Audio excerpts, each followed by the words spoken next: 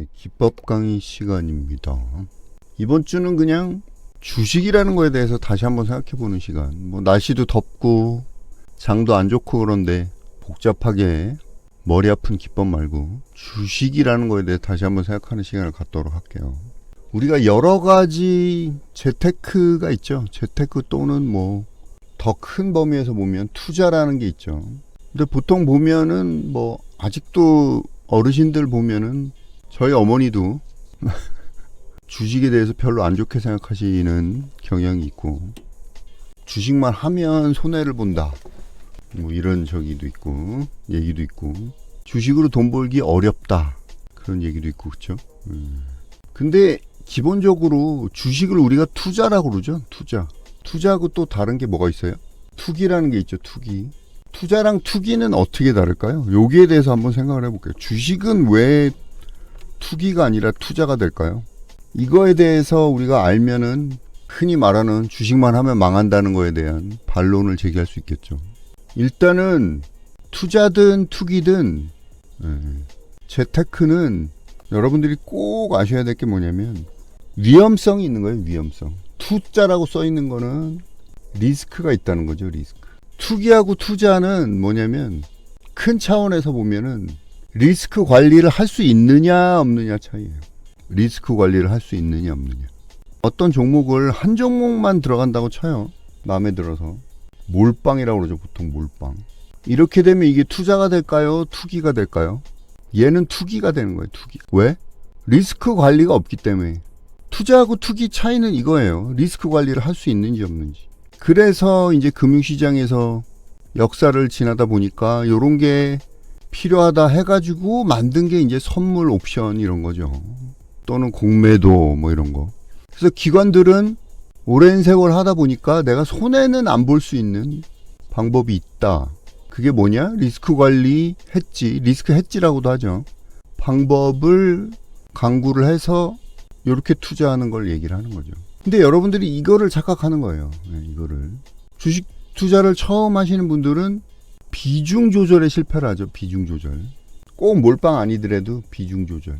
제가 대학교 선배를 한 달 전에 만났는데 자긴 분산 투자인데 자긴 절대 몰빵은 안 한대. 그래서 무슨 종목 들고 있니 딱 물어봐요. 전부 2차전지야. 전부 2차전지야. 2차전지 들어가서 중요한 건 뭐냐면 2차전지 들어가서 한번 수익이 났어. 그리고 또 들어간 거지. 그러니까 수익이 잘 나다 보니까 그때는 이제 다른 섹터도 들어갔었는데 2차전지가 수익이 제일 잘 나더라 이거지. 그래서 야 이거는 뭐 전문가들도 전부 캐짐이라고 그러고 이거 또 간다. 좀 기다리면 간다 그래갖고 모든 종목을 2차전지에 샀어. 이건 뭐예요? 이거 몰빵이죠 이거. 무슨 몰빵이 이거? 이 섹터 몰빵이죠 이거는. 한 섹터에 몰빵한 거잖아. 이게 분산 투자예요 이게? 또는 어떤 사람은 보면 카카오랑 네이버의 비중이 엄청 많아. 그것도 같은 섹터죠, 그렇죠? 비슷한 섹터란 말이야. 또는 반도체만 엄청 가지고 있어. 그러니까 이런 걸 몰라요, 몰라. 적어도 섹터는 3가지에서 5가지 이상은 나눠야 돼요, 포트폴리오를.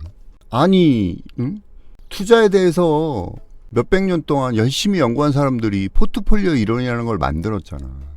근데 왜 안 지키는 거예요? 이렇게 안 하면 수익이 안 난다고 하기 때문에 이런 걸 만든 건데 이런 걸 전혀 생각을 안 하는 거죠. 초보 투자자들은. 그러니까 전부 투기가 되는 거예요. 투기. 기관들은 선물 옵션이라는 리스크 관리가 있는 거고, 개인들은 포트폴리오 분산, 비중 조절이죠. 비중 조절.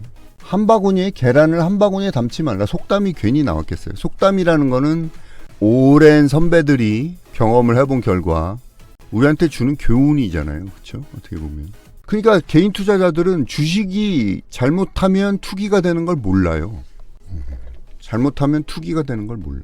그렇기 때문에 비중 조절에 실패해서 2차전지에 몰빵을 해서 전 재산을 다 갖다 했는데 부동산하고 2차전지에 다 몰빵했더라고.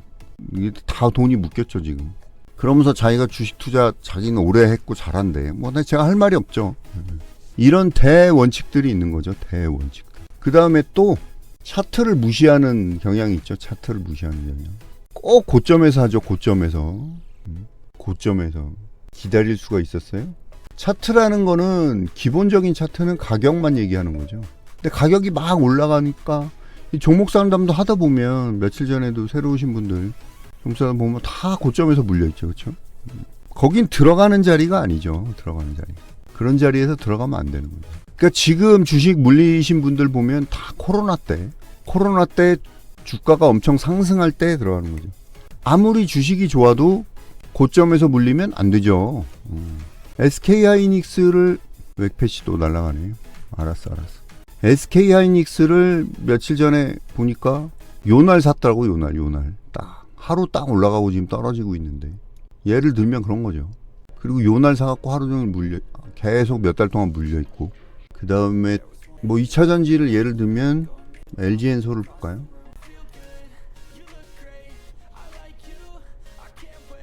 예, 요런 데서 물려있죠. 요런 데서.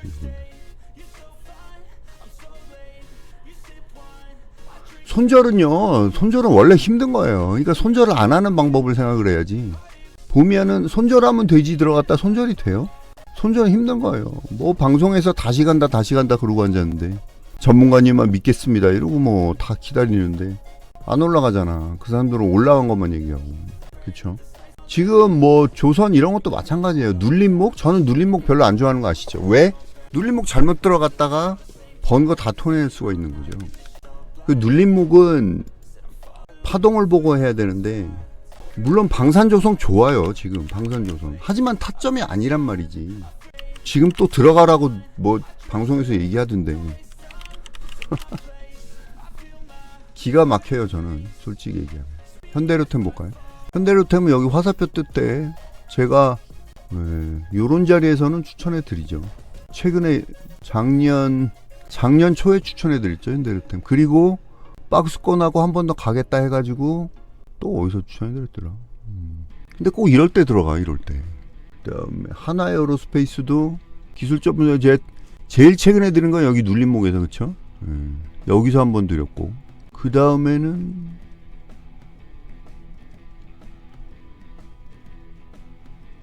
차트상 못 찾겠네.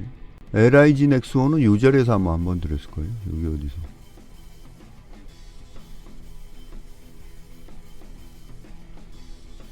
조선주도 마찬가지고.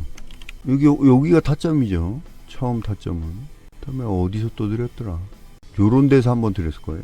그리고 한국조선해양도 요런 자리. 하나오션 여기, 그쵸? 눌림목이라는 거는 위험한 자리예요. 더 떨어질지 올라갈지 몰라는 자리잖아. 어느 정도 눌러주면. 그러니까 이런 종목은 그렇게 들어가면 안 되는 거예요. H쟁이 중공업은 최근에 이 자리에서 한번 드리고, 지금 지지 나오고 있고, 이거는 높은 자리고 짧게 하는 거고, 원래 타점은 여기고요. 그러니까 이런 식으로 여러분들이 중요한 게 뭐예요? 고점에서 들어간다는 거예요. 꼭 보면은 고점에서 들어가면 안 되는데, 고점에서 들어가게 되면 타점이 아닌데 들어가게 되면 이것도 투기가 되는 거예요. 많이 올라갔으니까 떨어질 가능성도 있다는 거잖아요. 리스크 헤지는 가능성이 떨어질 가능성도 있으면 안 하는 거예요. 초보자분들인 경우 여러 종목을 들어가서 뭐 저기 하는 거지. 그리고 제가 항상 말하면 주식은 확률이라고 그러죠. 확률로 들어가야 되는 확률. 정확한 타점에서, 차트는 뭐예요? 타점이 아니면 이것도 투기가 되는 거예요. 투기가. 그리고 타점에 들어갔어도 언제 갈지 모르고 얼마만큼 갈지 모르잖아.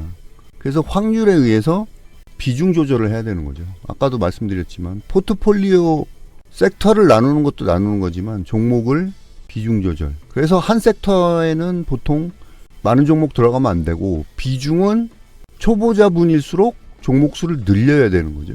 손해를 안 보려면. 올라가는 종목 중에 타점에서 100% 갈 종목이 20종목이 많겠어요? 10종목이 많겠어요? 20종목이 더 많단 말이야. 시간이 좀 지났으니까 여기에 대해서는 내일 이어서 할게요. 확률에 대해서는 조금 더 얘기를 해야 되니까. 그래서 제가 이번 주에 계속 할 얘기는 뭐냐면 이거예요. 이거 주식이란 본질에 대해서, 그리고 주식이 투자가 되려면 뭐가 필요한 건지, 잘못하면 투기가 될 수 있기 때문에 여기에 대해서 알고 투자를 해야 되는 거죠. 근데 오래된 분들도 이걸 안 지켜요. 그래서 제가 투자하지 말라는 거예요. 이걸 안 지키는 사람들한테는 제가 얘기하는 게 주식 투자하지 마세요 그러는 거예요.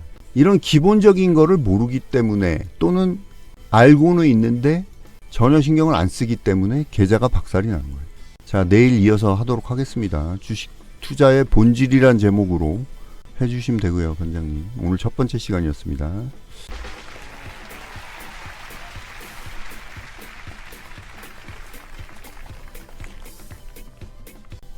저도 초보 때 다 겪어본 거니까 다 여러분들한테 이렇게 자신있게 또는 잘 얘기를 할 수 있는 거예요. 주식 투자 30년, 전문가 생활 지금 강의부터 시작하면 7년 됐죠. 다 경험에 의해서 나오는 거니까. 진짜 초보자들은 참 초보는 초보예요. 뭐 어쩔 수가 없어. 재밌는 얘기 시간이 남으니까 하나 더 해드리면, 제가 하이브를 친한 사람한테 추천을 해줬는데 목표가 30만원 넘었다고 팔라고 했더니 더 간대. 조금 더 했다 쌍봉 찍었죠, 그쵸? 또 얘기했는데 자기가 알아서 한대요. 그러더니 여기까지 떨어지니까 금요일날 연락 왔어. 어떻게 할까요?